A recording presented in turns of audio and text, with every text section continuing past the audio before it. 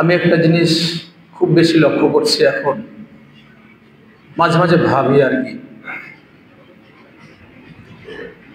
মানুষ কিন্তু তার নিজস্ব অস্তিত্ব আছে, তার সম্মান ইজ্জত আছে, এই জিনিস নিয়ে অনেকে ভাবে না। আমি যে মানুষ, আপনার কিন্তু একটা সম্মান আছে। এই সম্মানিত স্থানটা যদি ধরে না রাখতে পারেন, তাহলে অটোমেটিকলি তিনি লাঞ্ছিত হন, অপমানিত হন, অপদস্থ হয়ে থাকেন। আর বর্তমানে আমরা যে বিষয়টি দেখে আসছি, আমরা সবাই যেন টাকা পয়সা, গাড়ি বাড়ি, এই ছাড়া আমার মনে হয় এটা আমরাও থেকে বাদ না, এর পিছে যেন ছুটছি, হিংসা বিদ্বেষ যেন ছড়িয়ে পড়ছে। তা না হলে আমরা এখন দেখছি এত হত্যা কেন? সামান্য কিছু হলে মারামারি শুরু হয়ে যায়। রাস্তা পথে মা বোনের কোনো তাদের সম্মান ইজ্জত আমরা রাখি না। আপনার ঘরে আপনার স্ত্রী আছে, আপনার পরিবার আছে, আপনার মেয়ে আছে, আপনার মা আছে, আপনার পিতামাতা, দাদা দাদা, অনেক কিছুই আছে। যেমন এক পরিবারের আপনার মেয়ের যেমন সম্মান আছে, আপনার স্ত্রীর যেমন সম্মান আছে, আপনার মায়ের যেমন সম্মান আছে, আর একজনের স্ত্রীর সম্মান আছে, ওর মেয়ের সম্মান আছে, ওর মায়ের সম্মান আছে। এই জন্য তো আল্লাহ রাসূল সাল্লাল্লাহু আলাইহি সাল্লামের কাছে যখন সেই সময় এক যুবক এসে বললেন যে আমাকে জেনার অনুমতি দিন, এই কথা বললে সাহাবারা খুব রাগ করলেন, এমনকি ওরা না চাইলে তারে মারবে ধরে। আল্লাহ রাসূল সাল্লাল্লাহু আলাইহি সাল্লাম তাকে পাশে এসে ডেকে নিলেন, এরপরে বললেন ওরা আসতে দাও, ওরে ছেড়ে দাও, আমার কাছে আসতে দাও, কি চাচ্ছে ও, তার মুখ থেকে শুনি। আল্লাহ রাসূল সাল্লাল্লাহু আলাইহি সাল্লাম যে সুন্দরভাবে বুঝিয়ে দিলেন। হাদিসটি আবু উমামা বাহিনী তিনি বর্ণনা করছেন, ইমাম আহমদ বিন হাম্বল হাদিসটিকে সহিহ বলছেন। যখন এই যুবককে আল্লাহ রাসূল সাল্লাল্লাহু আলাইহি সাল্লাম কাছে ডাকলেন, পার্শ্বে ডেকে এসে সুন্দর করে বললেন যে তোমার বাড়িতে মা আছে না? জি আছে। তোমার মেয়ে আছে না? জি আছে। তোমার স্ত্রী আছে না? জি আছে। তোমার ফুফি আছে না? জি আছে। তোমার খালা আছে না? জি আছে। এই কথাগুলা বলার পরে তিনি বললেন, আচ্ছা বলো তো, তোমার মায়ের সাথে, তোমার মেয়ের সাথে, তোমার বউয়ের সাথে, তোমার ফুফুর সাথে কেউ যদি জেনা করতে চাই, তুমি কি তাতে রাজি হবে? তিনি বললেন, কোশ্চিন কালেও নাই, এটা আর কোনোদিন হইতে পারে না। তিনি বললেন, দেখো, যেমন তুমি চাও না, অনুরূপভাবে অন্যরা চাই না তার পরিবার সাথে কেউ অন্যায় কাজ করুক, অন্যায় অপকর্ম করুক। আপনার কি চাই যে আপনার স্ত্রী রাস্তা পথে যাচ্ছে আর কেউ তার কাছ থেকে একটা মোবাইল আছে বা টাকা আছে ছিনতাই করে নেবেন? এটা কি চান?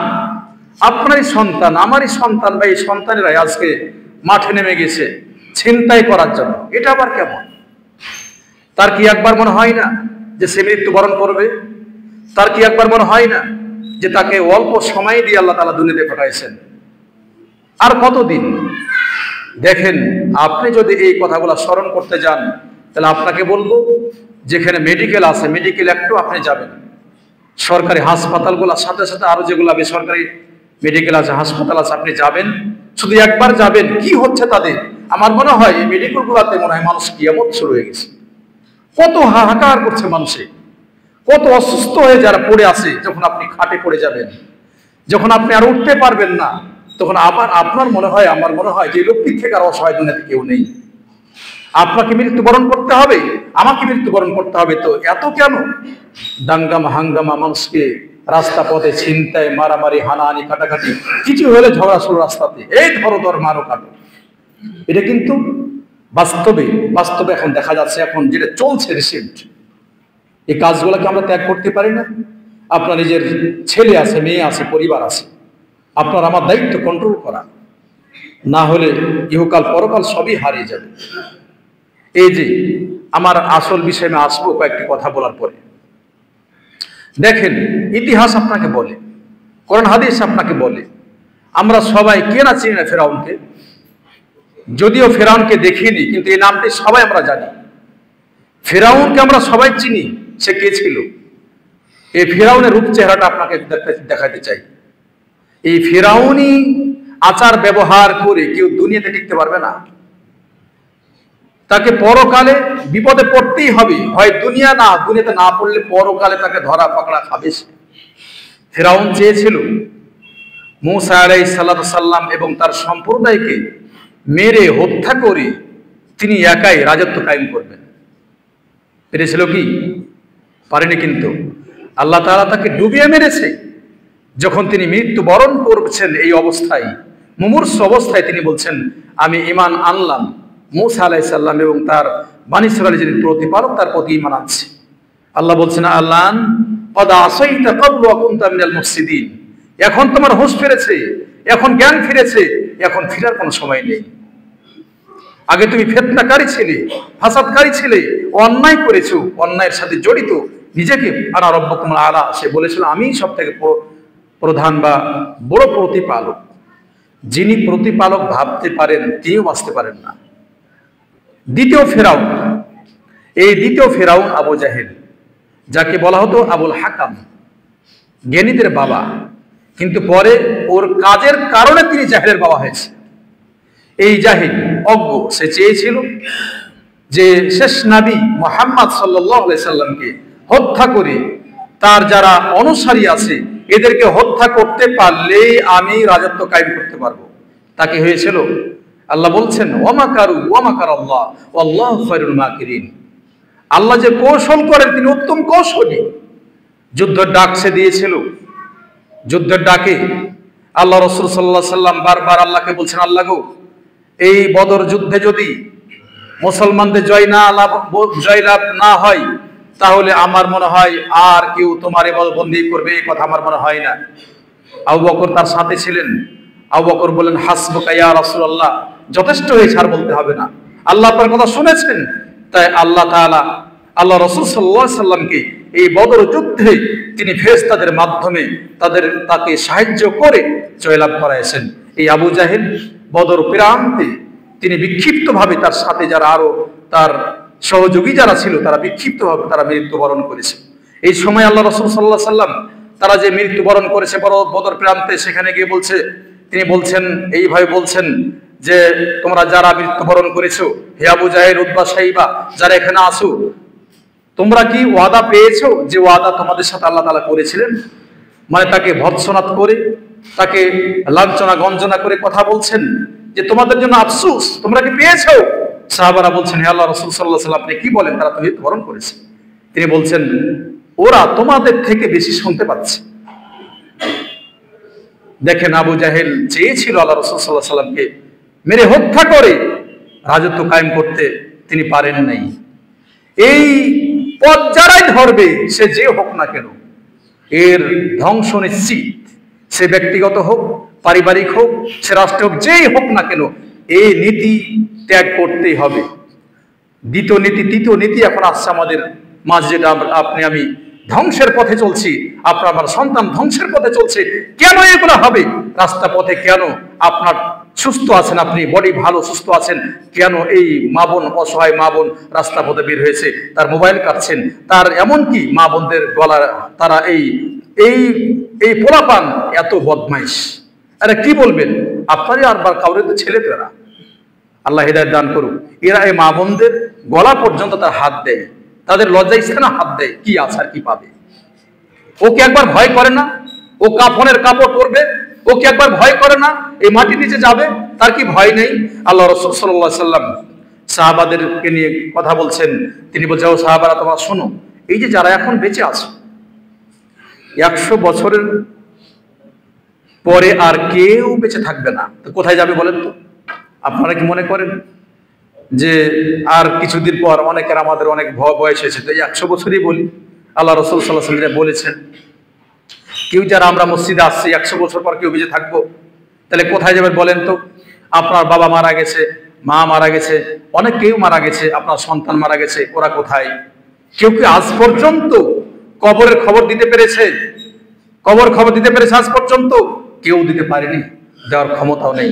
নাস্তিক ভাইরা অনেকেই অনেক কথাই দাবি করে, কিন্তু লাস্টে গিয়ে তাকে বিশ্বাস করতে হয় যে স্রষ্টা মাবুদ সে আল্লাহ, তার দিকেই রুজু করতে হবে, ফিরে যেতে হবে। আপনাকে আমি বলছিলাম যে এখন যে হত্যা, আর এর সাথে সাথে তৃতীয় নাম্বার উদাহরণ আপনাকে দিচ্ছি, সেটা হলো যে ইসরায়েল। আমরা জানি ফিলিস্তিন, বাইতুল মাকদিস, এই ফিলিস্তিনের ইতিহাস আমরা জানি যে আল্লাহ রাসূল সাল্লাল্লাহু আলাইহি সাল্লাম 16-17 মাস এই দিকে মুখ করে তিনি সালাত করেছেন। এই বাইতুল মাকদিস এখনো আছে, আল্লাহর এক ঘর। মুসলমানদের বিজয় হবেই হবে ইনশাআল্লাহ, মুসলমানদের আন্ডারে থাকবে। এটা আল্লাহ রাসূল সাল্লাল্লাহু আলাইহি সাল্লামের বাণী, কোরআনের বাণী, হাদিসের বাণী। এটা তাদের হাতেই আসবে, আজকে হোক কালকে হোক আসবেই, কারণ আল্লাহ রাসূল সাল্লাল্লাহু আলাইহি সাল্লামের বাণী মিথ্যা হবে না। আমরা জানি এই ঘর দুনিয়াতে 3টি স্থানে আপনি ইবাদতের উদ্দেশ্যে সফর করে যেতে পারেন, তার ভিতরে বাইতুল মাকদিস একটি। বাইতুল মাকদিস এই ফিলিস্তিনের কাবা ঘর না, আপনার এই মসজিদকে আপনি সফরে যেতে পারেন এবং ওখানে সালাত করার উদ্দেশ্যে আপনি যেতে পারেন। দ্বিতীয় নাম্বারে, যে প্রথম নাম্বার এগুলো, তারপর নামগুলো একটু উল্টা পাল্টা হলো। মসজিদে যেটা আমরা জানি বাইতুল্লাহ আল্লাহর ঘর, যেখানে আমরা হজ করতে যাচ্ছি। আর দ্বিতীয় নাম্বারে মসজিদে আপনার মসজিদে নববী, তৃতীয় নাম্বারে মসজিদে আকসা। তো এই যে মসজিদে আকসা নিয়ে যারা ছিনিমিনি খাচ্ছে, এরা আর একটা ফেরাউনের দল, আবু জাহেলের দল। মুসলমানকে যেভাবে মারছে, ইসরায়েল যেভাবে মারছে, এই মারাটা অতি শীঘ্রই বন্ধ হবে এবং তারাই ফেরাউনের মতো, আবু জাহেলের মতো ধ্বংস হবেই হবে। এটা হলো ইসলাম শরীয়তে বা রাসূল সাল্লাল্লাহু আলাইহি সাল্লামের ঘোষণা। বিধায় আমরা অপেক্ষা করছি। এই জন্য মুসলমান, আমরা যদি মুসলমানের তো দাবি করি, আবার যে কথাগুলো বলছিলাম, রাস্তা পথে আপনি আমি বেরিয়ে আপনার যেগুলা মারামারি, কাটাকাটি, হানাহানি, এগুলো যদি আমরা করি, তাহলে কিন্তু আসলে আমাদের যে আমরা মুসলিম, সম্মান আছে, ইজ্জত আছে, এটা কিন্তু লুণ্ঠন হবে। আশরাফুল মাখলুকাত, আমরা জানি মানুষের ভিতরে সর্বশ্রেষ্ঠ আমরা মানুষ। আল্লাহ বলছেন লাকাদ খালাকনাল ইনসানা ফি আহসানি তাকবীম, যে আমি মানুষকে সর্বোৎকৃষ্ট করে সৃষ্টি করেছি। যখন উৎকৃষ্ট মানুষ উৎকৃষ্ট কাজ করবে না, তখন কোথায় যাবে? নিকৃষ্ট হয়ে যাব আমরা। এই জন্য আল্লাহর কাছে দোয়া করে, আল্লাহ আমাদেরকে সম্মান দিয়েছো, এই সম্মানের সহিত যাতে আমরা দুনিয়া ছেড়ে যেতে পারি। এটাই কিন্তু আপনার আসল পথ। দুনিয়াতে যা কিছু করছে এগুলা কিন্তু নকলি, ক্ষণস্থায়ী। স্থায়ী ঘর বাড়ি আপনার মৃত্যুর পরে দেয় স্থায়ী স্থান। এই জন্য আপনি আমি প্রস্তুত গ্রহণ করা আপনার আমার সবার জন্য অতীব জরুরি একটি বিষয়। তাই বর্তমানে যা চলছে, কেউ কাউকে হত্যা করছে, কেউ জিনা ব্যভিচারের সাথে আছেন, আবার কেউ লুণ্ঠন, কত কি হচ্ছে। আরেকটা যে বিষয়, হত্যা যে বেশি বেশি হবে, এত হত্যা হচ্ছে, আগে এত জানতাম না। না এখন আপনার নেটের যুগ, বেশি মানুষ ছড়াই দিচ্ছে নাকি। তো যা হোক, এই যে হত্যা হবে, ইমাম বুখারী একটা হাদিস নিয়েছেন, আল্লাহ হারাজ শব্দ এসেছে। সাহাবারা বলছে, আল্লাহ রাসূল সাল্লাল্লাহু আলাইহি ওয়াসাল্লাম হারাজটা কি? তিনি বলছে বেশি বেশি হারাজ হবে। হারাজটা কি? তিনি বললেন বেশি বেশি মানুষকে মানুষ হত্যা করবে। কিয়ামতের আলামতগুলা অনেকগুলা প্রকাশ পেয়েছে, বড় আলামতগুলা বাকি আছে, অতি নিকটে এগুলো। এই জন্য আমরা হত্যা, মানুষ মারামারি, হানাহানি, এগুলা থেকে আমরা দূরে থাকবো। এগুলা থেকে আল্লাহর কাছে দোয়া করবো, আল্লাহ যেন আমাদেরকে রক্ষা করেন। আর একটা বিষয় বর্তমানে চলছে, এগুলা একটু দরকার, তাই স্মরণ করে দিচ্ছে ভূমিকায়, যে পিতামাতার খেদমত, আমরা অনেকে পিতামাতার খেদমত তারা পাই না। আপনি আজকে যদি পিতামাতার খেদমত না করেন, কালকে আপনিও পাবেন না। এই কথাটা একটু নিজে খুব ভালো করে স্মরণ রাখবেন, আপনিও বিরুদ্ধ হবেন। যেদিন হয়তোবা আপনি পিতামাতার আজকে দেখছেন না, আপনার পার্শ্বেও কেউ থাকবে না। এই জন্য বিষয়গুলো লক্ষ্য করবেন। কিয়ামতের একটা আলামতে তার ভিতরে যে পিতামাতা যেন দাসীর নাই, তার পিতামাতার সাথে আচার ব্যবহার করা হবে। এই জন্য আমরা একটু সাবধান হয়ে যাই, আর আমরা আল্লাহকে স্মরণ করি, অন্যায় কাজগুলো ত্যাগ করি, যতটুকু পারবেন ভালো কাজ করার চেষ্টা করেন। আমি একা এসেছিলাম, একাই চলে যাব, কেউ সাথে থাকবে না। একা এসেছিলাম, কাঁদতে কাঁদতে এসেছিলাম। আপনি এমন একটি মানুষ হয়ে যাবেন যাতে যাওয়ার সময় আপনি হাসি মুখে যেতে পারেন, অন্যরা আপনার জন্য ক্রন্দন করে, আল্লাহ তাকে ক্ষমা করে দাও। সমাজে এমন একটি মানুষ হওয়ার চেষ্টা করবেন, আপনার মৃত্যুর পরেই যাতে মৃত্যুর সহায়তা শুনলে আপনার জন্য দোয়া করে, আল্লাহ লোকটি অনেক ভালো ছিল, তাকে ক্ষমা করে দাও। এই ক্ষমা আপনার জন্য যে চাচ্ছে, সে আপনার জন্য আল্লাহকে সুপারিশ করছে, আল্লাহ তাকে জান্নাত দাও, তাকে ক্ষমা করে দাও, এই লোকটি অনেক ভালো ছিল। মানুষকে বলে বলে দোয়া করা যায় না, এই ভাই তুমি বলো যে ভালো ছিল, এটা কোনদিন হয়? আপনার ভাইয়ের কথা শুনলেন, তিনি মৃত্যুবরণ করেছেন, আর আপনি বলছেন আল্লাহ তাকে ক্ষমা করে দাও। এই এলাকাতে আলহামদুলিল্লাহ এই মসজিদ মুসআব বিন উমাইর ছোটদের বড় ভাই মাহমুদ ভাই তার তত্ত্বাবধানে এবং যে মসজিদটা হয়েছে এটা নাম করার না, অনেকের টাকা আছে, অনেকের পয়সা আছে, কিন্তু সবাই পারে না। এই জন্য আপনাদের সবার জন্য দোয়া করি, খাস করে ভাইটির জন্য দোয়া করি, আল্লাহ যেন ওনাকে, তার আহল পরিবার এর সাথে আপনাদের সবাইকে আল্লাহ যেন বিপদ আপদে রক্ষা করেন।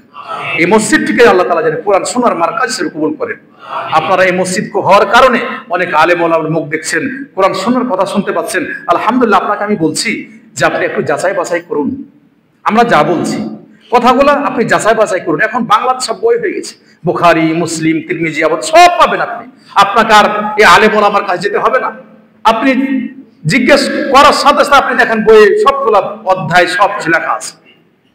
বিধায় যাচাই বাছাই আপনি করুন। এখন যাচাই বাছার দুনিয়া, অন্ধকার পথ নেই। আলহামদুলিল্লাহ, সব গ্রন্থে বলা যে বাংলা হয়ে গেছে। আপনি তো পড়তে জানেন, আপনার বিবেক আছে, বুদ্ধি আছে, কোনটা সঠিক।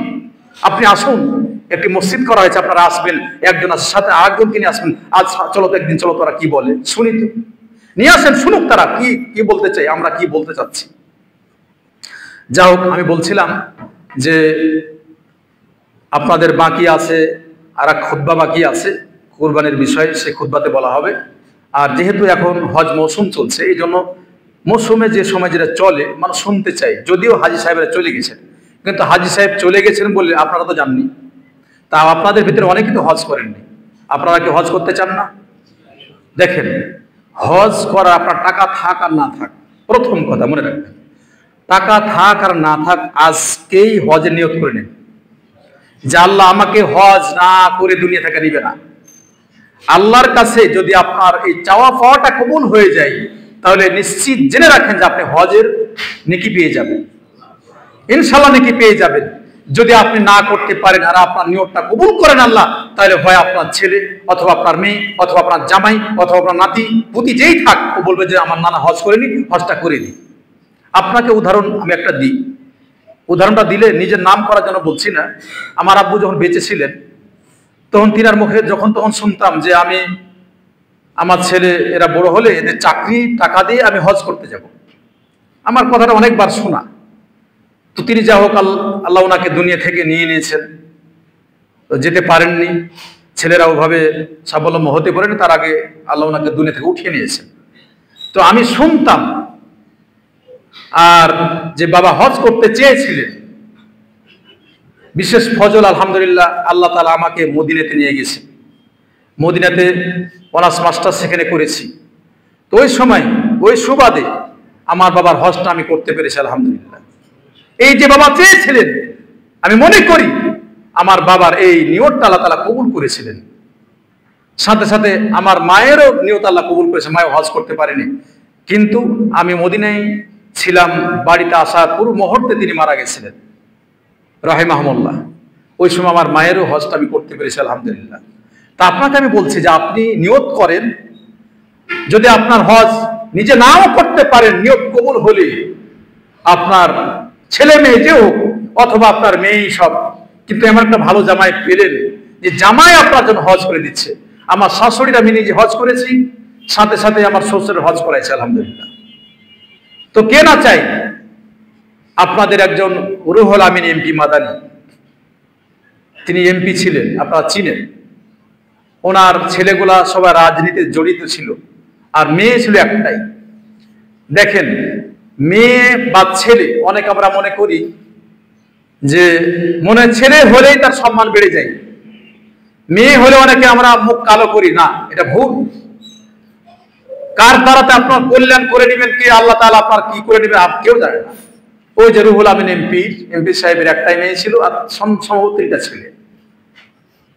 তো মেয়েদের বিয়ে হয়েছে, আপনারা জানেন যে আব্দুল সাত্তার 30 সালে, আপনারা চিনেন, আহলে হাদিস একজন বড় আলেম ছিলেন রাহিমাহুল্লাহ। তিনারই ছেলেদের এক ছেলে ডক্টর হারুন হোসাইন, তিনি মদিনাতে ইউনিভার্সিটি ডক্টরেট করেছেন এবং মসজিদ নববীতে এখন দার্স দেন, আমাদের জুনিয়র ভাই। তো উনি ওনার মেয়েটাকে বিবাহ করেছে, রুহুল আমিন এমপি। অথচ উনি, আমার মনে হয় যে ওনার মেয়ের তো মনে আরো সৌভাগ্যবান, কারণ উনি বলতে পারে আমার জামাই মসজিদে নববীতে দার্স দেন, আমার মেয়ে মদিনাতে আছে। তা আপনি কি জানেন যে আপনার মেয়ে কেমন জামাই পাবেন? আমার এক স্যার কলিক আর কি, উনি বলছেন ভাই আমার 3টে মেয়ে, আমাকে একদিন দাওয়াত দিলেন, বললেন দেখেন সবগুলা জামাইয়ের দাড়ি পাকা পাকা অবস্থা, কে বলছে বাবা, কে বলছে আব্বা, মানে মেয়ে মেয়ে সবগুলো, আর ছেলে নেই। আমি বললাম, উনি ওনার কথা দেখলাম যে ভাই আল্লাহ আমাকে অনেক সুখে রেখেছেন, এই জন্য খবরদার কেউ কারো যদি মেয়ে হয় এই মেয়েটিকে ভালো করে মানুষ করেন, মানুষ করে মানুষ যদি আপনি ভালো জামার হাতে উত্তোলন করে দেন, আল্লাহ তাআলা আপনার এই মেয়ের কারণে জান্নাত দিবেন। এত কিসের ভয়? ছেলে মেয়ে সব কিছুই আল্লাহর পক্ষ থেকে। আপনাকে বলছিলাম যে প্রথম হজের যে বিষয়টি, নিয়ত করবেন খালিস অন্তরে। যদি নিয়ত কবুল হয়, প্রত্যেকটি ইবাদতে যার নিয়ত কবুল হবে এই ইবাদত কবুল হবেই হবে। হজ আর কুরবানির সাথে উভয় খুব সম্পর্ক, ভালো একটা সম্পর্ক। হজের ভিতরে কুরবানি আছে, মানুষের আত্মার কুরবান আছে, আছে না? মানুষের আত্মার কুরবান আছে। এই হজ টাকার কুরবান, হজটা হলো টাকার কুরবান, কুরবানি হলো টাকার কুরবান। টাকা আছে কুরবানি আছে, হজ আছে, টাকা থাকলে হজ আছে, টাকা নেই হজ নেই, টাকা নেই কুরবানিও নাই। এজন্য শুধু টাকা থাকলেই মনে করবেন যে একটা জীবজন্তু ক্রয় করলাম মেলা টাকা দিয়ে আর মানুষকে দেখানোর জন্য, যেমন এটি কবুল হবে না, অনুরূপ ভাবে আপনার টাকা আছে তা আপনি মনে করবেন মানুষকে দেখানোর জন্য, শোনানোর জন্য হজ করছি, এটা যদি হজও কবুল হবে না। এই জন্য প্রথম আপনাকে বলবো হজের সূচনা এসে যে হজ করার জন্য আপনার আমার নিয়তটা খালিস করব। নিয়ত খালিস না হলে কোনো ইবাদতই আল্লাহর কাছে কবুল হবে না। এই জন্য নিয়তটা আপনার আমার খালিস করতে হবে।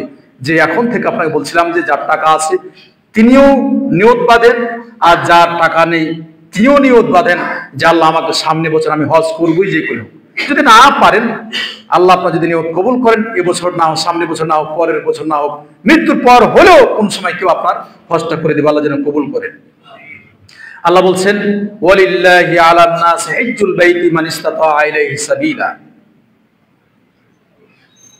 হজ কার উপর ফরজ? প্রথমে আমরা বলি হজ এর শাব্দিক অর্থ হলো ইচ্ছা পোষণ করা। আপনি আমি যে হজ করব নিয়ত বললাম, ইচ্ছা পোষণ করবেন, মানে অন্তর থেকে নিয়ত করবেন যে আমি হজে যাব।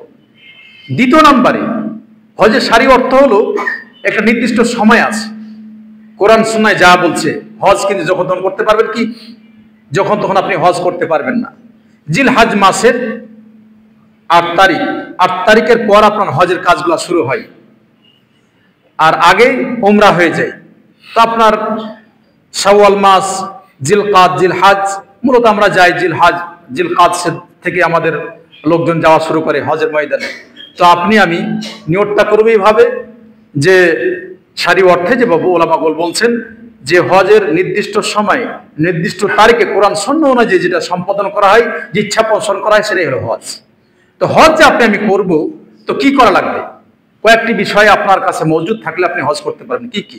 আল্লাহ এতে বলছেন ওয়ালিল্লাহি আলান নাস হিজ্জুল বাইতি মান ইসতাতা ইলাইহি সাবিলা। 1 নম্বরে যে ব্যক্তি সুস্থ আছে, সুস্থ আছেন, সবল আছে। দ্বিতীয় নম্বরে আপনার টাকা পয়সা আছে, যে টাকা আছে, হজ ফরজ হয়েছে, আপনি বাড়ি থেকে যাবেন, যাওয়ার পরে হজ করে ফিরে আসবেন, এই যাবত পর্যন্ত আপনার পরিবারের চলা কোনো সমস্যা হবে না। এই টাকা থাকলে আপনার উপর হজ ফরজ। তৃতীয় নম্বরে যে যানবাহনে যাবেন, যানবাহনটি আপনার এটা পথ হতে হবে।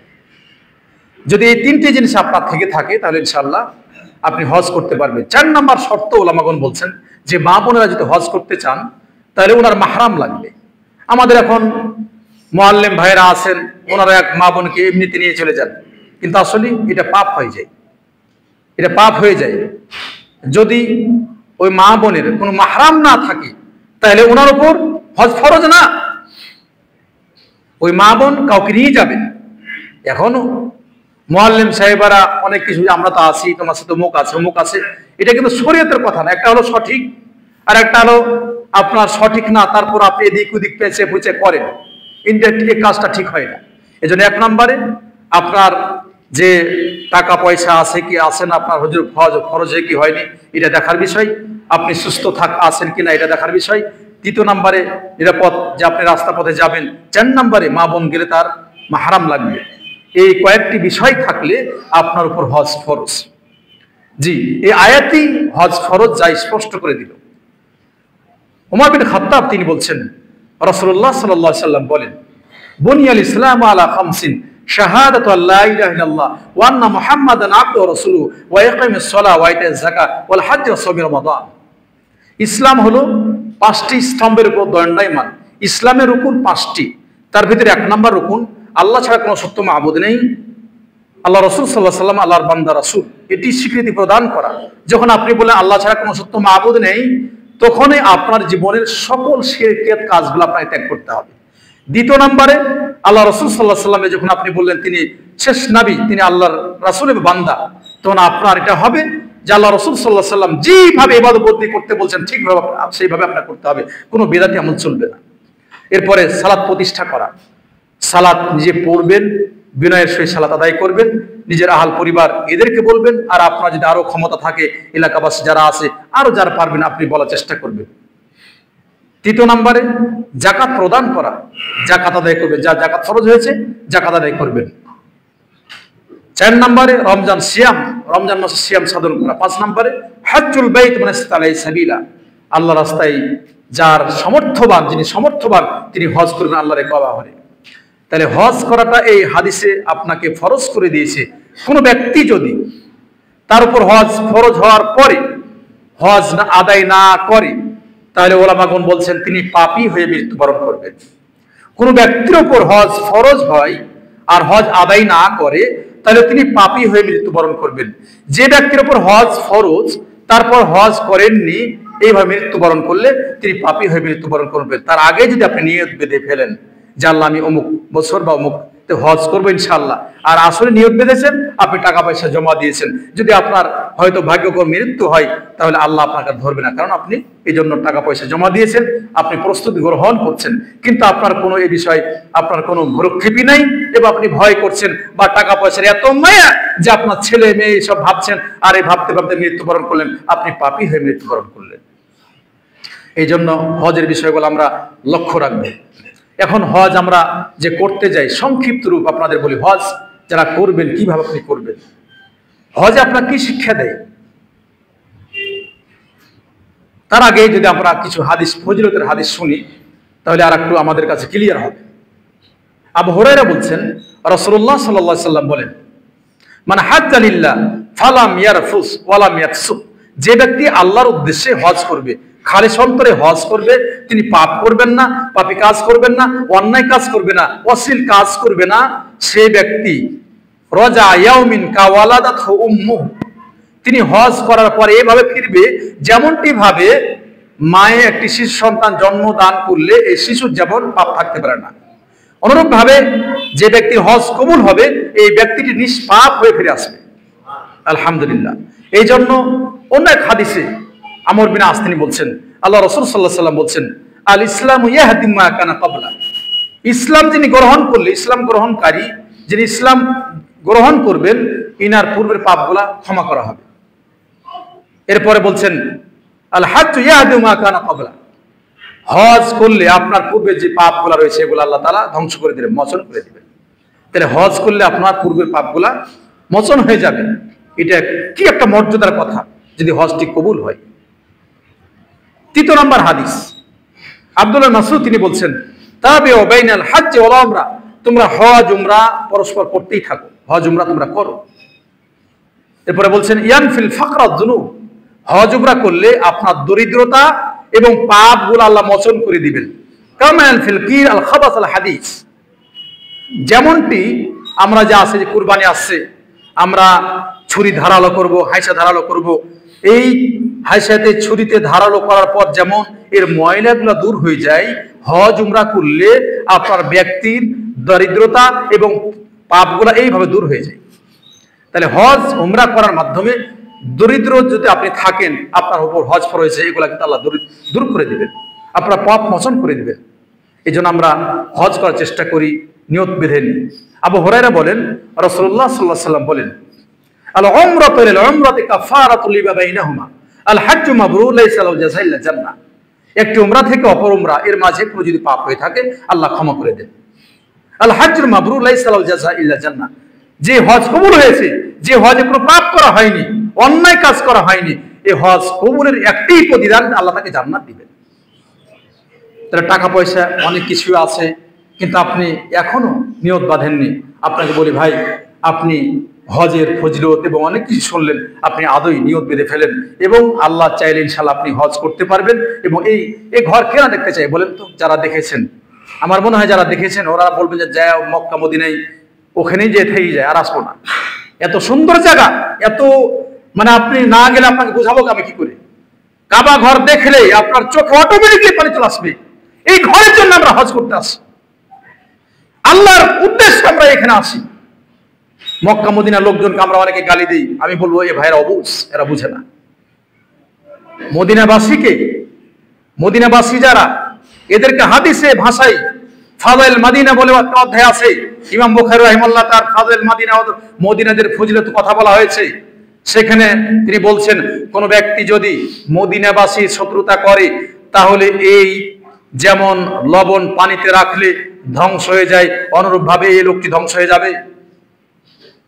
আমরা মক্কা মদিনার লোককে এমনিতে আমরা গালিগালাজ করি, সৌদি আরবের আরে ভাই তুমি কি করছো? আমার মনে হয় তোমার এত টাকা থাকলে তুমি যে কি করতে তুমি জানতে, নিজে টাকা পয়সা নাই তারপরও কত কি করছে। তাহলে আগে নিজেকে আমরা দেখি কি করছি। সৌদি আরবের লোকের কবরে কি আপনি যাবেন না আমি যাব? ওর কবরে ও যাবে, আমার কবরে আমি যাব। তোরে গালি গালাজ দিয়ে কি হবে? ওরে বাড়ি দেখে আমার কি হবে? আল্লাহ বলছে আইয়ুহাল্লাযীনা আমানু কু আনফুসাকুম ওয়া আহলিকুম নারা, হে ইমানদার নিজেকে বাঁচাও, হে ইমানদারগণ তুমি নিজেকে বাঁচাও, তোমার আহল পরিবারকে বাঁচাও। প্রত্যেক ব্যক্তি যদি নিজেকে বাঁচায়, আহল পরিবারকে বাঁচায়, আলহামদুলিল্লাহ যথেষ্ট হয়ে যাবে। এত দরকার নেই। আপনার ছেলেকে আপনি কন্ট্রোল করতে পারেন না, আপনার ছেলে, আপনার পরিবার, তাহলে আপনি যখন দেখছেন যে আপনি যখন এগুলা কাজ করছেন, যদি নিজের পরিবার আমি কন্ট্রোল করতে পারি, তাহলে সবাই ভালো হয়ে যাবে আলহামদুলিল্লাহ। আমরা অনেক সময়তে নিজের পরিবারের জন্য আমরা দোয়া করি না, আমরা দোয়া করবো বেশি বেশি। যার যে পরিবারে কি সমস্যা আছে আল্লাহ দোয়া করবেন। আল্লাহ আপনার স্ত্রীর জন্য আপনি দোয়া করেন, দেখবেন আপনার স্ত্রী অটোমেটিকলি ভালো হয়ে যাবে। আপনার পরিবারকে বলে আমার জন্য একটু দোয়া করো তো তুমি, আপনারা যদি দোয়া করতে যাও ওই ভালো হয়ে যাবে। একবারে দোয়া করেন, কল্যাণ চান, নিজেকে বাঁচান, আহাল পরিবারকে বাঁচান। আল্লাহ তো বলছে হজ যে আপনারা করব, কিভাবে আমরা হজ করতে পারি? দেখেন, মেকাত নামে একটা স্থান আছে। মেকাত যেটা আমরা বলি, যে স্থান থেকে এই স্থান আপনি নিয়ত না বাঁধলে হজ আপনার হবে না, করতে পারবেন না। ওই স্থানে মেকাতে গিয়ে আল্লাহ রাসূল সাল্লাল্লাহু আলাইহি ওয়াসাল্লাম যে দোয়াটা পাঠ করেছেন, আল্লাহুম্মা লাব্বাইকা উমরাতান, শুধু উমরা করলে উমরা, অথবা হজ তামাত্তু আমরা করি বিদায় আগে আমরা উমরারই নিয়ত বাঁধব, আল্লাহুম্মা লাব্বাইকা উমরাতান। অথবা যিনি কারেন বলে আল্লাহুম্মা লাব্বাইকা উমরাতান হাজ্জান, অথবা যদি শুধু তিনি হজ করেন তাহলে আল্লাহুম্মা লাব্বাইকা হাজ্জান। আর উমরা যেহেতু আমরা আগে হজ তামাত্তু করি, যেহেতু আমরা দূর থেকে যাই, এটা আমাদের সুবিধা। এবং ওলামাগণ বলছেন আল্লাহ রাসূল সাল্লাল্লাহু আলাইহি ওয়াসাল্লামের ভাষা অনুযায়ী বোঝা যায় হজে তামাত্তুটাই যেমন সুবিধা আছে, এটা উত্তম বলে। তারপরও হজ সবই, হজ কবুল হলেই সবার জন্য জান্নাত রয়েছে। কিন্তু আমাদের সুবিধার্থে যারা আমরা বাইরে থেকে হজ করতে যাই, কারণ আপনি পোশাক এই মিকাতে পড়লেন আর হজ শেষ হওয়া পর্যন্ত আপনার ইহরামের কাপড় পরে থাকা আপনার জন্য কষ্টকর হয়ে যাবে। এই জন্য হজে তামাত্তু করলে প্রথমে মিকাতে গিয়ে আপনি পড়বেন লাব্বাইক আল্লাহুম্মা লাব্বাইক উমরাতান। যখন আপনি এই নিয়তটা বাঁধলেন, তারপর থেকে আপনার দোয়া কি? লাব্বাইক আল্লাহুম্মা লাব্বাইক, লাব্বাইক লা শারীকা লাক লাব্বাইক, ইন্নাল হামদা ওয়া নি'মাতা লাক ওয়াল মুলক লা শারীকা লাক। এই যে এই দোয়াটা আপনি পাঠ করলেন, দেখেন আমাদের জীবনটাই খালিস অন্তরে আল্লাহর জন্য ইবাদত করতে হবে। এই জন্য আল্লাহ আমাদের সৃষ্টি করেছেন। এই দোয়া তালবিয়াতে, পুরো তালবিয়া তাওহীদ প্রতিষ্ঠার কথা আল্লাহ তাআলা বলছেন এবং শিরক মুক্ত আমল করার কথা বলছেন। লাব্বাইক আল্লাহুম্মা লাব্বাইক, আমরা বলছি আল্লাহ আমরা উপস্থিত, লাব্বাইক লা শারীকা লাক। মেকা থেকে নিয়ে মক্কা যাওয়া পর্যন্ত এটাই আপনার তালবিয়া, এটাই ইবাদত, এটাই জিকির আজকার। মানে আপনি রাস্তা পথে আছেন, বাসে বলেন আর ট্রেনে বলেন, যাই বলেন, আপনি এটা বলতে বলতে মক্কাতে যাবেন। লাব্বাইক আল্লাহুম্মা লাব্বাইক, লাব্বাইক লা শারীকা লাক লাব্বাইক। বারবার বলছেন আল্লাহ গো আমি উপস্থিত হয়েছি হজ করার জন্য, আমি উমরা করার জন্য উপস্থিত হয়েছি, তোমার কোনো শরীক নেই, খালি অন্তরে তোমাকেই ডাকছি। ইন্নাল হামদা, তোমারই প্রশংসা, ও নি'মাতা লাক, নিয়ামত রাজি তোমার পক্ষ থেকে, ওয়াল মুলক লাক, আসমান জমিনের মালিক তুমি, লা শারীকা লাক, তোমার কোনো শরীক নেই। এই জন্য আমাদের দাওয়াতি কাজ আপনারা দেখবেন যে তাওহীদের কথা বলি, শিরকের কথা বলি, আসলে ইসলামের মূল তাই।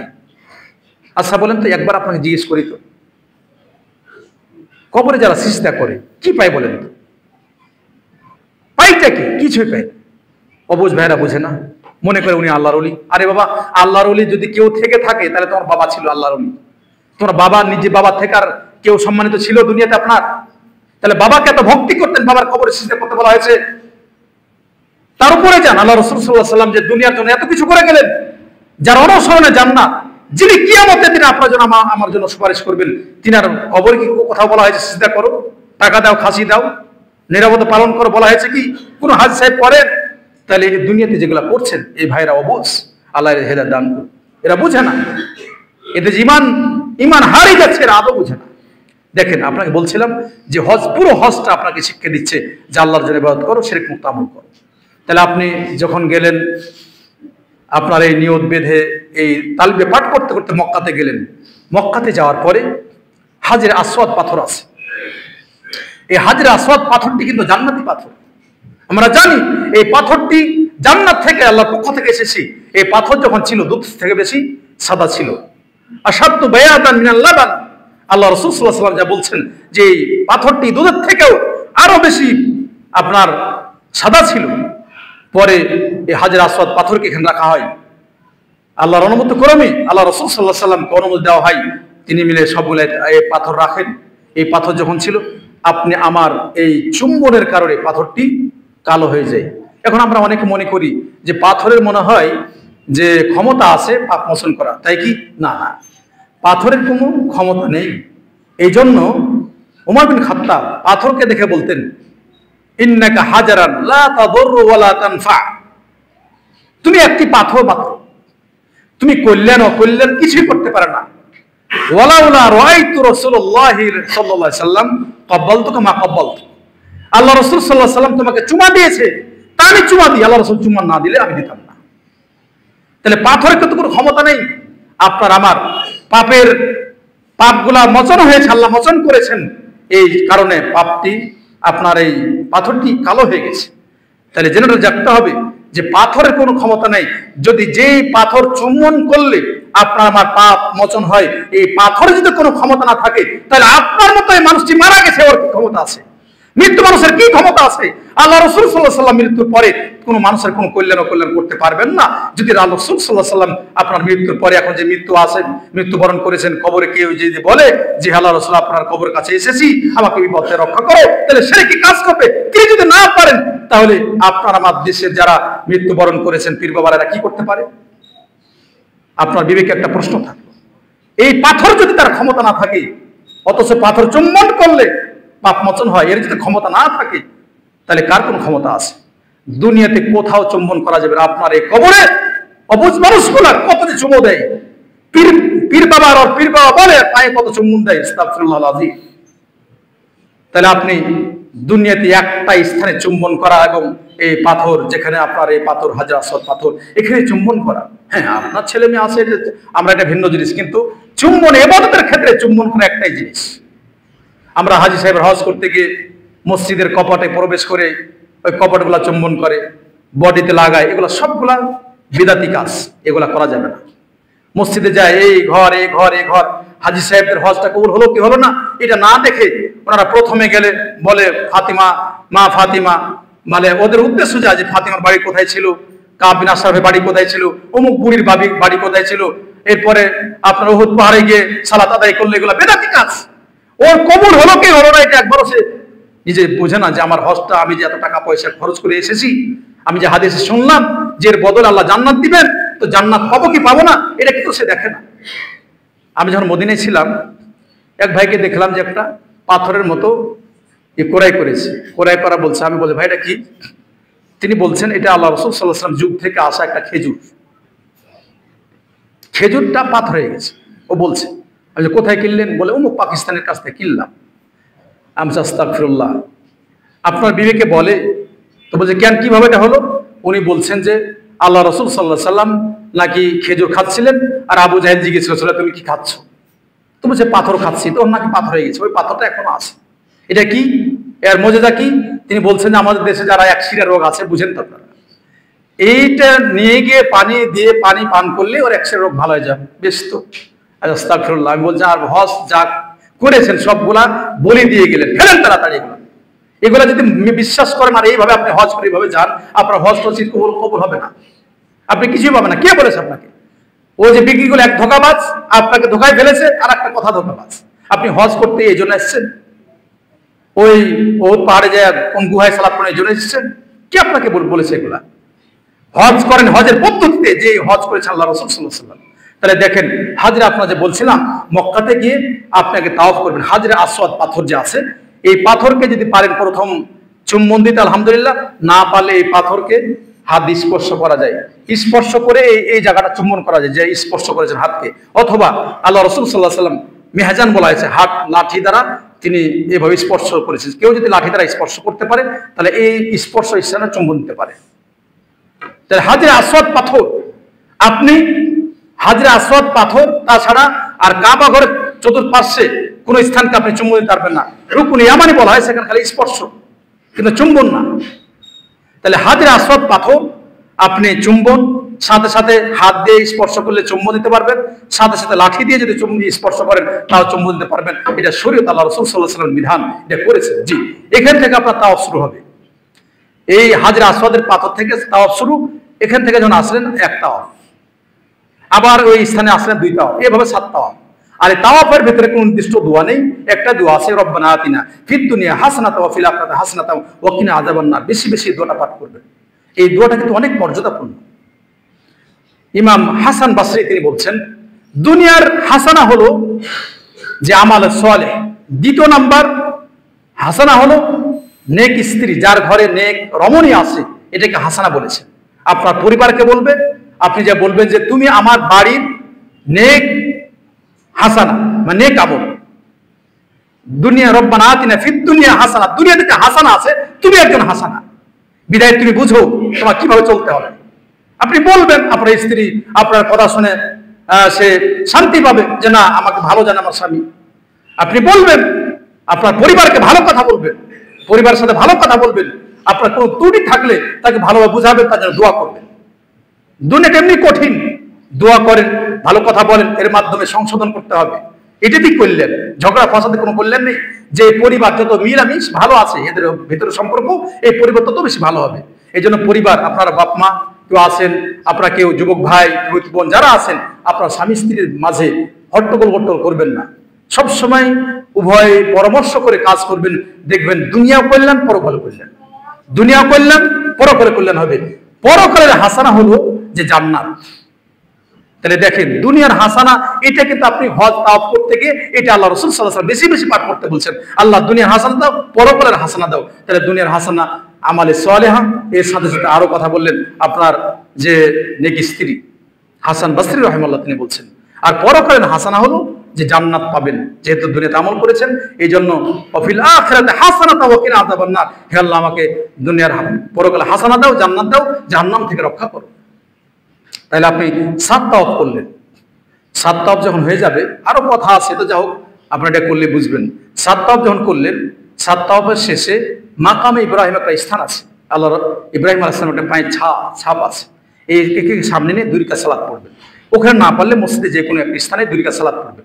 তারপরে জমজম কূপ আছে, সেখানে গিয়ে পানি পান করবেন। এই পানি পান করা হলে সাফাতে যাবেন, পার্শ্বে সাফা, ইন্না সাফা ওয়াল মারওয়াতা মিন শাআইরিল্লাহ, সাফাতে 7টি সাই করবেন। এটা সাফা, এটা মারওয়া ধরেন। সাফাতে শুরু করলেন, মারওয়াতে আসলেন 1 সাই, আবার সাফাতে গেলেন 2 সাই, মারওয়াতে গেলেন 3 সাই, সাফাতে 5, মারওয়াতে 6, যে সাফা 6, মারওয়াতে গেলেন 7, মানে 7টি তাওয়াফ না 7টি সাই। এই তাওয়াফের মতো না, তাওয়াফটা যে স্থানে শুরু করেছিলেন স্থানে গেলে একবার হবে, কিন্তু সাফা আপনার সাইয়ের ক্ষেত্রে সাফাতে শুরু করেছেন, মারওয়াতে শেষ হবে। সাফা থেকে মারওয়া আসেন একবার, এইভাবে 7টি জন সাই হলো। আরেকটা কথার ভিতরে যে তাওয়াফটা ওযু থাকা লাগবে, ওযু না থাকলে তাওয়াফ হবে না। আর সাইয়ের ক্ষেত্রে যদি ওযু নষ্ট হয়ে যায় তাহলে সাইয়ের কোনো ক্ষতি হবে না। জি, আপনারা তাওয়াফ আর সাই যখন করলেন, আপনার মাথা চুল কেটে ফেলবেন। যদি আপনি আগে যান, 1 মাস আগে যান, 1 মাস আগে গিয়ে থাকলে পুরোটা নাড়া করে নেবেন। আর যদি এরকম হয় যে আর 2-3 দিন পরই হজ, আমি উমরা করলাম আর 2-3 পরই হজ, তাহলে আপনি ছোট ছোট চুলগুলা করবেন, যাতে আপনার হজ করে আবার যে তাওয়াফ করতে হবে, তাওয়াফুল ইফাদা, ওই সময় আবার কিন্তু হজের আবার নাড়ু করতে হবে বা চুল কাটতে হবে, ওই সময় যাতে আপনি ফুলটা কাটতে পারেন। যাও, এই যে আপনার উমরার কাজ শেষ। জিলহজ মাসের যখন 8 তারিখ আসবে, 8 তারিখ আসলে যে স্থানে আপনি আসেন, স্থান থেকে আল্লাহুম্মা লাব্বাইকা হাজ্জান, লাব্বাইকা হাজ্জান বলে আপনি আবার নিয়ত বাঁধলেন, এখন যাবে মিনায়। 8 তারিখে মিনায় যাবেন। মিনাতে জোহর, আসর, মাগরিব, তারপর এশা, ফজর সালাত আসরান, প্রত্যেক সালাত সময় মতো পড়বেন। আর যেগুলো 4 রাকাত বিশেষ সালাত, এগুলা 2 রাকাত করে পড়বেন। আর এই যে আপনি মক্কা থেকে বা আপনার স্থান থেকে হজের নিয়ত বাঁধলেন, লাব্বাইক আল্লাহুম্মা লাব্বাইক, এটা বলতে বলতে মিনাতে গেলেন। মিনাতে রাত থাকলেন। আবার মিনা থেকে 9 তারিখ আপনি যাবেন কোথায়? আরাফার ময়দানে আপনি যাবেন। আরাফার ময়দানে গিয়ে এই লাব্বাইক আল্লাহুম্মা লাব্বাইক তালবিয়া পড়তে পড়তে যেতে হবে। 9 তারিখ আপনি আরাফার ময়দানে থাকলেন। আপনার সূর্য যখন পশ্চিম দিকে চলে যাবে, পশ্চিম দিকে গেলে আপনি জোহর আর আসর একসাথে সালাত আদায় করে নেবেন, জামান ও কাসরা। এরপরে মাগরিব পর্যন্ত জিকির, আজকার, তাসবিহ, তাহলিল, আল্লাহর কাছে প্রার্থনা করবেন, নিজের ক্ষমা, পরিবারের জন্য, ছেলে মেয়ের জন্য, আত্মীয় স্বজন, সারা বিশ্বের মুসলমানদের আপনি দোয়া করবেন। আয়েশা রাদিয়াল্লাহু তাআলা তিনি বলছেন যে আরাফার দিনে অসংখ্য মানুষকে আল্লাহ তাআলা জাহান্নাম থেকে মুক্তি দান করেন। আর আল্লাহ বলেন, এরা কি চায়? এরা যা চায় আমি তাদের তা দিই। আরাফার ময়দানে আল্লাহ তাআলা অসংখ্য মানুষকে জাহান্নাম থেকে মুক্তি দান করেন। তাহলে ওই সময়ও আপনি যে দোয়াটা আছে, লা ইলাহা ইল্লাল্লাহু ওয়াহদাহু লা শারীকা লাহু লাহুল মুলকু ওয়া লাহুল হামদু আলা কুল্লি শাইইন কাদির, আরাফার ময়দানে যে দোয়াটি সর্বশ্রেষ্ঠ দোয়া, আল্লাহ রাসূল সাল্লাল্লাহু আলাইহি ওয়াসাল্লাম বলেন, আল্লাহ ছাড়া কোনো সত্য মাবুদ নেই, তার কোনো শরীক নেই, তিনি আসমান জমিনের মালিক, তারই পুরো সংসার, তিনি সকল বিষয়ে ক্ষমতাবান। তাহলে সেখানে তাওহীদ, সেখানে বলছে যে আল্লাহর জন্য ইবাদত করি, তার কোনো শরীক নেই, শ্রেষ্ঠ দোয়া সেখানে। আপনি আবার সূর্য যখন ডুবে যাবে, তারপরে মুজদালিফার উদ্দেশ্যে আপনি চলে আসবেন। আবার ওই তালবিয়া পড়তে পড়তে, তালবিয়ার কথা কিন্তু বলছিলাম, তাওহীদ প্রতিষ্ঠা করা সেরকম আমলের জন্য আপনাকে এই তালবিয়া বলছে, লাব্বাইক আল্লাহুম্মা লাব্বাইক, লাব্বাইক লা শারীকা লাক লাব্বাইক, ইন্নাল হামদা ওয়া নি'মাতা লাক ওয়াল মুলকু লা শারীকা লাক। এই দোয়া পাঠ করতে করতে আপনি চলে আসলেন কোথায়? মুজদালিফায়। মুজদালিফায় 9 তারিখে রাত্রি যাপন করলেন আপনি। তারপরে ফজর যখন হয়ে যাবে, মাশআরিল হারাম, আপনি মুজদালিফায় আপনার সালাত, যে মুজদালিফায় এসে মাগরিব আর ইশা জামা করে আপনি পড়বেন। আর কসর হবে এশা আর মাগরিব, যাও মাগরিব এসে একসাথে পড়বেন। রাত্রি চলে গেল, তারপরে ফজরের সালাত পড়লেন আপনার মুজদালিফায়, মিনার উদ্দেশ্যে আসবেন। আবার এই একই তালবিয়া, কিন্তু এটা তালবিয়া চলতে আছে হজ শেষ হওয়া পর্যন্ত, লাব্বাইক আল্লাহুম্মা লাব্বাইক, এইভাবে মানুষ বলছে আর আসছে। মিনাতে আসার পরে বড় যে জামরা আছে, এখানে শয়তান বলে, শয়তান আসলে না, বড় জামরা, এখানে 7টি পাথর মারবে। 7টি পাথর মারা হলে আপনি চুল কাটবেন অথবা আপনি কুরবানি করবেন। এই যে কুরবানি, এই জন্য বলছে ইন্না সালাতি ওয়া নুসুকি ওয়া মাহইয়ায়া ওয়া মামাতি লিল্লাহি রাব্বিল আলামিন, আল্লাহর জন্য আপনি কুরবানি করবেন। আমার সালাত, আমার কুরবানি, আমার জীবন মৃত্যু আল্লাহর জন্য। তাহলে আপনি কুরবানি করবেন। তাহলে 10 তারিখ যখন আপনি সকালে আসলেন, আপনি বড় জামরাতে পাথর মারলেন, তারপরে আপনি কুরবানি করলেন, চুল কাটলেন, আবার মক্কাতে এসে হজের আবার তাওয়াফ করলেন। তাওয়াফ সাই বাকি থাকলে তাওয়াফ সাই করলেন। এখন আপনার কিন্তু মোটামুটি হজের কাজ মোটামুটি শেষ। তারপর মক্কা থেকে আবার মিনাতে যাবেন। মিনাতে গিয়ে 11 তারিখ, 12 আর 13, 11 তারিখে সূর্য যখন পশ্চিমে চলে যাবে, তারপরে ছোট জামরা আছে, এটাতে 7টি পাথর মারবেন। 7টি পাথর মারার পরে পশ্চিম দিকে মুখ করে হাত উত্তোলন করে আল্লাহর কাছে দোয়া করবেন, আপনার যা বলার আছে। এরপরে মাঝেটাতে 7টি পাথর মারবেন, আবার দোয়া করবেন। বড়টাতে 7টি পাথর মারবেন, সেখানে দোয়া নেই। এই যে পাথর মারলেন, আপনার 11 তারিখ চলে গেল, আর কোনো কিন্তু কাজ নাই, আপনি খাবেন, থাকবেন, আর ওখানে সালাত পড়বেন মিনাতে। 12 তারিখ আসলো একই, সূর্য যখন পশ্চিমে যাবে, এবার ছোটটাতে, তারপর বড়টাই না মাঝেরটায়, তারপর আবার ওই যে ছোটটা, তারপর মাঝেরটা, এই পাথর 7টি পাথর মারার পরে আপনার দোয়া করবে। আর পাথর মারার সময় বিসমিল্লাহ আল্লাহু আকবার বলে পাথরটা মারবে। আবার বড়টাতে আবার দোয়া নেই। এইভাবে আপনি 12 তারিখ গেল, 13 তারিখে একই কাজ করে পাথর মেরে মক্কাতে চলে আসবেন। মক্কাতে আসার পরে বিদায়ী তাওয়াফ, যেটা বলে বিদায়ী তাওয়াফ, মানে আপনি লাস্টের তাওয়াফটা করবেন, তাকে বিদায় জানিয়ে যে তোমার বাড়িতে এসেছিলাম, মেহমান হিসেবে আছে, চলে যাব। এই যে বিদায় তাওয়াফ, মোটামুটি হজের কাজ এটি সংক্ষিপ্ত আপনারা বই পড়লে পারে এভাবে বুঝতে পারবেন। তা আপনাকে এই হজের যে বিষয়টি, হজ আপনাকে আমাকে যা স্মরণ করা দেয় তা হলো মৃত্যুর কথা। এই জন্য আপনাকে মৃত্যুর কথা হচ্ছে বললাম, যে হজের সময় সবাই সাদা পোশাক পরে আছে পুরুষ মানুষ। আর একটি কথা, দাফনের সময় মা বোনদের আর ছেলেদের কারোর কোনো পর্দা নেই, সবাই কিন্তু সাদাই পোশাক পরে। হজ আপনাকে শিক্ষা দেয় মানুষের মাঝে কোনো ভেদাভেদ নেই, এটা শিক্ষা দেয়। মৃত্যু আপনাকে শিক্ষা দেয় কাফনের কাপড়, রাজা বাদশার কোনো ভেদাভেদ নেই, সবাইকে যেতে হবে কবরে, একই মাটির তলে যেতে হবে। হজ আপনাকে শিক্ষা দেয় সবাই ভাই ভাই মুসলমান, এদের ভ্রাতৃত্ব বন্ধন যাতে অটুট থাকে। এই হজের স্থানে সবাই যেন ইয়ানাফসি ইয়ানাফসি করছে, তাওয়াফ যখন করছেন দেখছে মানুষরা এমন ভাবে মানে ক্রন্দন করছে। হজ এই তাওয়াফের সময় ছেলে মেয়ে আপনার পরিবারকে নিয়ে ছেড়ে দিবেন নাকি? আপনার স্ত্রী আপনার সাথেও, তারপর কেউ কারোর দিকে তাকায় না, সবাই ইয়ানাফসি ইয়ানাফসি যেন করছে। এই হজের ময়দানটা কিয়ামতের কথা স্মরণ করে দেয়। যদি বিশ্বাস না করেন আপনি যান হজ করেন, ওই সময় আপনি দেখবেন কি অবস্থা মানুষের। এই স্থানে কেউ অন্যায় করার মতো কাউকে দেখি না, একমাত্র কেউ যদি করে থাকার কুলাঙ্গার কেউ নেই, একে ধ্বংস করবেনই আল্লাহ। এই হজের স্থান আপনাকে আমাকে মৃত্যুর কথা স্মরণ করা দেয়, হজের স্থান কিয়ামতকে স্মরণ করা দেয়। কিয়ামতের দিনে আমরা ইয়ানাফসি ইয়ানাফসি, নিজেকে বাঁচাও, এখানে নিজে বাঁচার জন্য মানুষ আল্লাহর কাছে বলছে আল্লাহ ক্ষমা করে দাও, আল্লাহ মোচন করে দাও, আল্লাহ বিপদ আছে এবং ক্ষমা করে দাও। মানুষ ও করে কাঁদতে আসে, ছেলে মেয়ে একসাথে তাওয়াফ করছে, কিন্তু কোনো হট্টগোল কোনো কিছুই আপনি দেখবেন না। আলহামদুলিল্লাহ, এই জন্য হজের এমন একটা শিক্ষার বিষয় যে শিক্ষা আপনাকে আমাকে দেয়। তাই হজ আপনাকে শিক্ষা দেয়। আল্লাহ রাসূল সাল্লাল্লাহু আলাইহি ওয়াসাল্লাম বিদায় হজের ভাষণে বলছেন, ইন্না দিমাকুম ওয়া আমওয়ালাকুম ওয়া আরাদাকুম কাহুরমাতিকুম হাযা ওয়া ফি শারিকুম হাযা ওয়া ফি বালাদিকুম হাযা। আপনার এই হজ শিক্ষা দেয় যে তোমার রক্ত, তোমার ভাইয়ের রক্ত তোমার জন্য হারাম, তোমার ভাইয়ের মাল তোমার জন্য হারাম, তোমার ভাইয়ের সম্মান ইজ্জত তোমার জন্য হারাম। আপনি কোনো ভাইয়ের টাকা পয়সা জবরদখল আপনি নিতে পারেন না, আপনি কোনো ভাইকে অন্যায়ভাবে হত্যা করতে পারেন না, কোনো মা বোনের ইজ্জত আপনি লুণ্ঠন করতে পারেন না। হজের এই ভাষণে আল্লাহ রাসূল সাল্লাল্লাহু আলাইহি ওয়াসাল্লাম দিয়ে গেছেন আপনার পরিবার যে রয়েছে, আমরা অনেকেই বিয়ে করি তারপর আমার এই স্ত্রী আপনার পরিবারে কষ্ট দিই, এটা একটা অন্যায় কাজ। আল্লাহ রাসূল সাল্লাল্লাহু আলাইহি ওয়াসাল্লাম অঙ্কে নিয়েছেন, এই তোমরা বলো যে তোমাদের স্ত্রী পরিবার তোমার জন্য আমানত, যাতে এদের তুমি যা খাবে তা খাওয়াবে, যা পরিধান করবে তা পরিধান করাবে, যে বাড়িতে থাকবে সেই বাড়িতে তুমি রাখবে, তাদের প্রতি জুলুম করবে না।